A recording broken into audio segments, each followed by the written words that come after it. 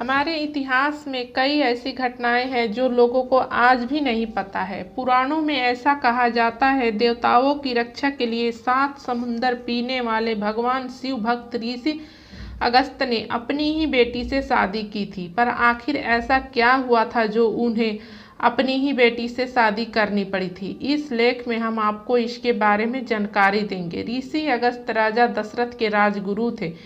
उन्होंने अपने तपस्या काल में कई मंत्रों की शक्ति को देखा था। इनकी गणना सप्तऋषियों में की जाती है। महर्षि अगस्त्य को मंत्र दृष्टा ऋषि कहा जाता है, क्योंकि ऋग्वेद के अनेक मंत्र इनके द्वारा दृश्य हैं।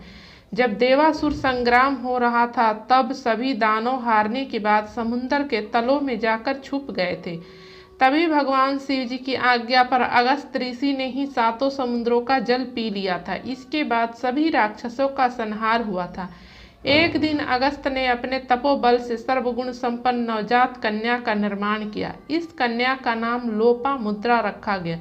लेकिन जब उन्हें यह पता चला कि विदर्भ का राजा संतान प्राप्ति के लिए तप कर रहा है, तो उन्होंने अपनी ही बेटी को उसे गोद दे दिया।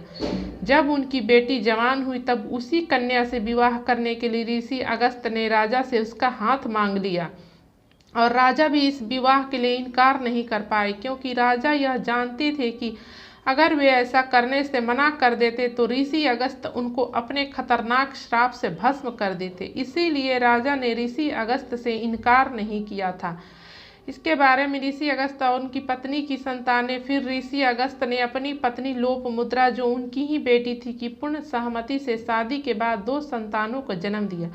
तब ऋषि अगस्त्य ने अपनी पत्नी लोपामुद्रा से 2 संतानों को जन्म भी दिया, जिसमें से एक संतान का नाम भृंगी ऋषि था, जो शिव के परम भक्त थे, और वहीं दूसरी संतान का नाम अच्युता था। उनकी शादी के लिए देवताओं ने ऐसा कहा था कि उस समय धरती के मनुष्य आत्मा को देखते थे, न कि रिश्तों की मर्यादा को।